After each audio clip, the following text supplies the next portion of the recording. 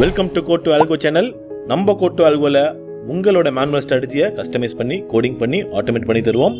அந்த மாதிரி ஆட்டோமேட் பண்ணுற ஸ்ட்ராட்டஜியை இந்த பிளாட்ஃபார்ம் யூஸ் பண்ணி நீங்கள் ஆர்டர் தாராளமாக எக்ஸிக்யூட் பண்ணிக்கலாம். ஒவ்வொரு ஸ்ட்ராட்டஜிக்கும் ஒவ்வொரு கேபிட்டல் இருக்குது. ஒவ்வொரு கேபிட்டலுக்கு உகந்த மாதிரி ஸ்ட்ராட்டஜியோட ரிஸ்க் ரிவார்ட் டிஃபைன் பண்ணியிருக்கு.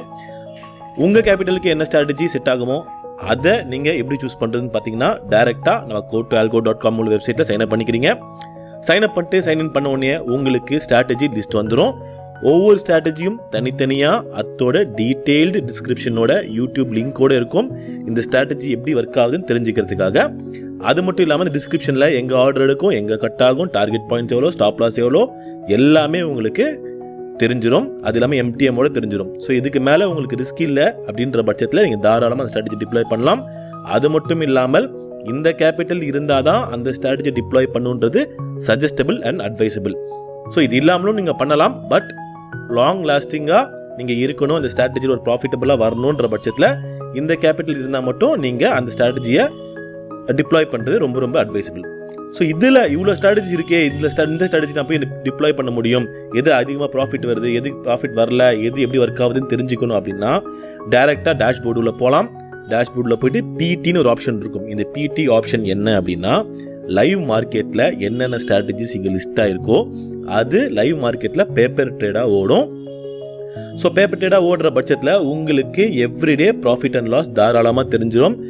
ஃபார் எக்ஸாம்பிள் செகண்ட் ஸ்ட்ராட்டஜி எடுத்துப்போம். செகண்ட் ஸ்ட்ராட்டஜியோட லாஸ்ட் அந்த டீட்டெயில்ஸ் பேஜ் கிளிக் பண்ணிங்க அப்படின்னா 78ன்னு காட்டுது. இந்த 78 என்ன அப்படின்னா, இந்த ஸ்ட்ராட்டஜி இங்கே லிஸ்ட் ஆனதுலேருந்து 78 டேஸ் ஓடி இருக்கு, ஒர்க்கிங் டேஸு. ஸோ ஒவ்வொரு நாளைக்கும் உண்டான ப்ராஃபிட் அண்ட் லாஸ் தாராளமாக பார்த்துக்கலாம். ஸோ இங்கே பார்த்தீங்கன்னா கீழே ஓவரால் ஓட ப்ராஃபிட் அண்ட் லாஸும் காட்டும்.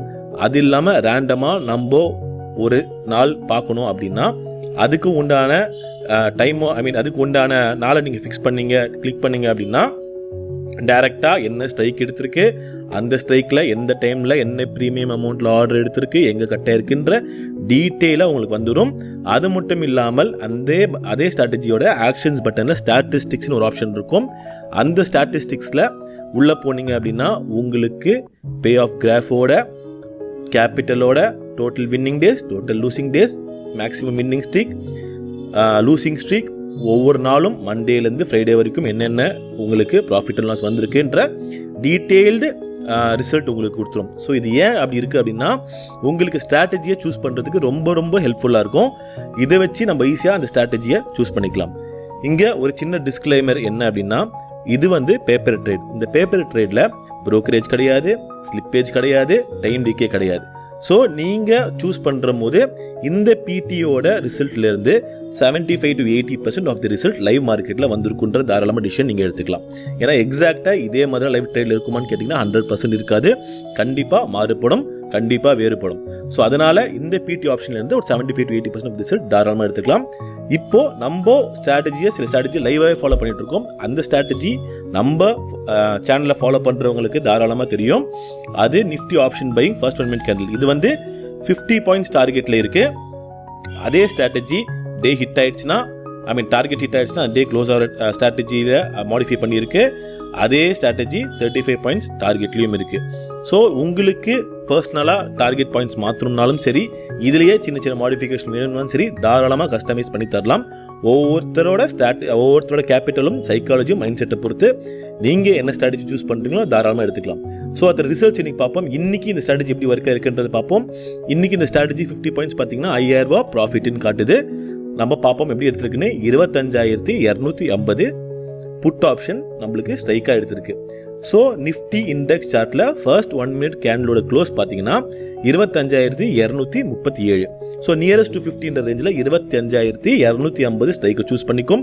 கால் சைடில் காலையிலேருந்து ஒரு என்ட்ரி கூட வரல. இந்த லைனுக்கு மேலே க்ளோஸ் ஆனால் தான் என்ட்ரியே, இந்த லைனுக்கு கீழே க்ளோஸ் ஆச்சுன்னா என்ட்ரியே கிடையாது.